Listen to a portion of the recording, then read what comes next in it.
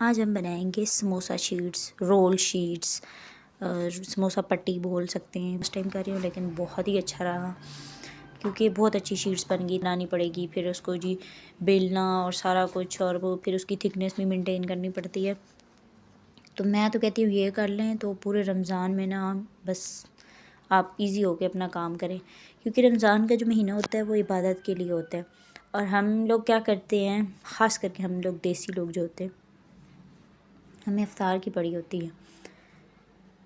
بس افطار میں افطار کا مینیو بہت اچھا ہونا چاہیے، بہت اچھی چیزیں ہونی چاہیے. اچھی بات ہے، کرنا چاہیے، لیکن اس کے لیے اگر ہم پہلے سے تھوڑی سی پریپریشن کر لیں گے تو ہمارا جو رمضان ہوگا اس میں ہم اپنی ٹائم سیونگ کر لیں گے، ہم اپنی عبادت کو ٹائم دیں گے، جو کہ اصل مقصد ہے رمضان کا. تو چلیے جی بھی ٹائم ضائع نہیں کرتے اور بنانا شروع کرتے ہیں ہم آج کی ریسیپی، جو کہ ہے اسپرنگ رولز.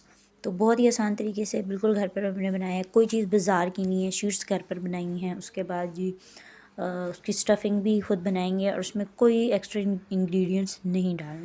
تو چلیں جی بھائی بسم اللہ کرتے. تو اس کے لیے سب سے پہلے ہم باؤل لے لیں گے اور اس میں ہم ڈالیں گے 1 کپ میدا. تو جس کپ سے آپ میدے کی میجرمنٹ کریں گے اسی سے آپ نے پانی کی بھی کرنی ہے. تو 1 کپ میدے میں ہم تھوڑا سا نمک ڈالیں گے. آپ اپنے ٹیسٹ کے مطابق ڈال سکتے ہیں جتنا آپ نے ڈالنا ہوگا، کوئی خاص میجرمنٹ سے اس کی نہیں ہے. تو تھوڑا سا اس میں نے نمک ڈالا اور اس کے بعد 1 کپ ہی پانی ڈالنا ہے. 1 کپ میدا ہے، 1 کپ پانی ڈالیں گے. تو ہم نے اس کی اسموتھ رنی ایک مکسچر تیار کر لینا ہے. تو اچھے سے بلینڈ کریں اس میں تاکہ اس میں کوئی لمپس نہ آنے. یہ دیکھیں یہ والی کنسسٹنسی ہونی چاہیے اس کی. اس کو ہم سائڈ پہ کر دیں گے. اب ہم کریں گے توے کو تیار. تو توے پہ اپنے آنچ میڈیم ٹو ہائی رکھنی ہے، نہ لو ہو اور نہ ہی زیادہ ہائی ہو. تو اس کے اوپر میں آئلنگ بھی کرنی ہے. تو پہلے میں نے اس کی آئلنگ کر لی ہے. اس کے بعد جی ہم اس کے اوپر اپنا جو بنا ہوا مکسچر ہے اس کو ایک دفعہ دوبارہ سے اس کو کر لوں گی تاکہ کوئی لمپس نہ بن گئے ہوں. تو اس کو ہم توے پہ ڈال دیں گے. توے پہ ڈالتے ساتھ ہی آپ نے اس کو اچھے سے اسپریڈ کرنا ہے. اس کو اچھے سے تقریباً ساری جگہ پہ پورا آپ نے اسپریڈ کر دینا ہے، کیونکہ جتنا آپ جلدی اور جتنا زیادہ اسپریڈ کریں گے اتنا ہی اچھی آپ کی شیٹ بنے گی، ورنہ وہ موٹی سی بنے گی اور وہ کوئی خاص مزے کی نہیں ہوگی.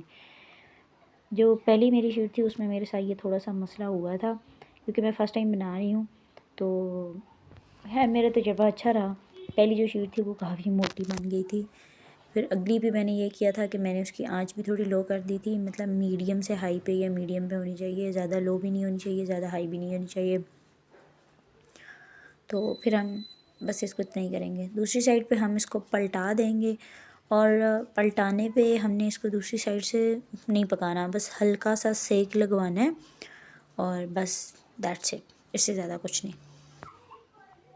اچھا، اگر آپ نے یہاں تک میری ویڈیو دیکھ لی ہے تو میرے چینل کو سبسکرائب کر دیں اور میری ویڈیو کو لائک کر دیں اور اینڈ تک ضرور دیکھیں. اور میری ساری شیٹس بہت اچھی بنی تھی. ایک بیچ میں تھی اس کا تھوڑا سا پھٹ گئی تھی، وہ شاید اس کو چھری کی نوک لگ گئی تھی. تو اب ہم اس کی اسٹفنگ کر لیتے ہیں تاکہ تب تک وہ ٹھنڈی ہو جائے. میں نے تھوڑا سا آئل لیا ہے اور اس میں نے جنجر گارلک پیسٹ بنایا تھا. اس میں تقریباً میں نے 1 ٹیبل اسپون ڈالا ہے. تو اس کو ہم سوتے کر لیں گے اتنا کہ اس کا کچا پان ختم ہو جائے. پھر اس میں بوائل شریڈڈ چکن ڈالیں گے اور اس کو تھوڑی دیر کے لیے اس کو ایک دفعہ اچھے سے مکس کر دیں گے. پھر اس کے بعد ہم اس میں ڈالیں گے ویجیٹیبل، آپ اپنی پسند کی کوئی بھی ڈال سکتی ہیں. اچھا، میں نے اس میں ڈالی تھی شملہ مرچ، اس کے بعد کیبج، ساتھ میں نے مٹر ڈالے تھے اور کیا کہتے ہیں پیاز ڈالی تھی. تو ان سب کو دیکھ کے مجھے محسوس ہو رہا تھا کہ یہ اس میں تھوڑا کلرفل ہونا چاہیے تھا. کلرفل بیل پیپرز یا گاجر ہوتی یا اس میں کوئی کلرفل ہوتا تو اچھا لگتا. خیر آپ اپنی مرضی کی جو مرضی سبزی ڈال دیں، لیکن بند گوبھی اور شملہ مرچ کا جو ہے اس کا ٹیسٹ بہت اچھا آتا ہے. تو یہ میں تو کہتی ہوں بالکل اسکپ نہ کریں. اچھا، ہم ان کے اچھے سے بھون لیں گے تھوڑا سا.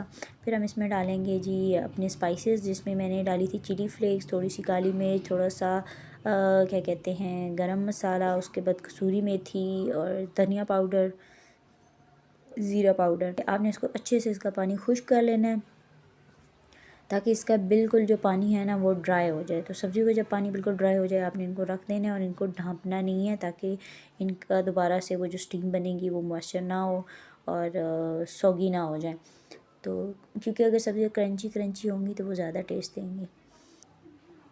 اچھا، تو یہاں پہ میں نے شیٹ رکھی ہے اور میں نے شیٹ کو کوئی شیپ نہیں دی، مطلب آپ چاہیں تو آپ اس کو اسکوائر میں کٹ بھی کر سکتی ہیں، لیکن میں نے اسی کو ریپ کر کے تو میں نے رولز کی شیپ دے دی تھی۔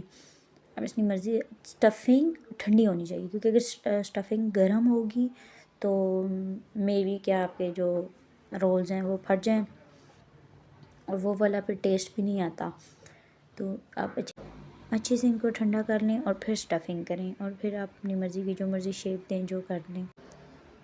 اور جب میں نے ان کو نا صرف رول کیا تھا اور ان کی مطلب ایک بنائی تھی، سلری سی بنائی تھی، اس میں نے 2 ٹیبل سپون ڈالے تھے میدے کے، اور اس میں تقریباً میں نے آدھا کپ پانی ڈالا تھا، 3-4 ٹیبل سپون پانی کے کر لیں، تو وہ میں نے ڈالا تھا اس کی سلری بنا کے، تو اس سے میں نے ان کو بند کر لیے تھے۔ آپ چاہیں تو جب آپ رول بند کر لیں، بنا لیں، تو اس کو دوبارہ سے سلری میں ڈپ کر کے پھر بریڈ کرمز لگا لیں، وہ اور بھی اچھا ٹیسٹ آئے گا، لیکن میرے پاس بریڈ کرمز تھے نہیں تو میں نے اسٹیپ کو اسکپ کر دیا، مجھے کچھ خاص پسند بھی نہیں ہے۔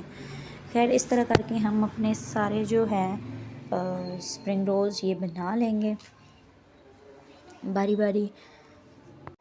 میں نے ان کو بنا کے فریز کر دیا تھا، اسی ٹرے میں فریزر میں رکھ دیا تھا، اور جب یہ تھوڑے سے سیٹ ہو گئے تھے تو میں نے ان کو دوبارہ سے کسی زپ لاک بیگ میں ڈال کے تو ان کو فریزر میں رکھ دیا۔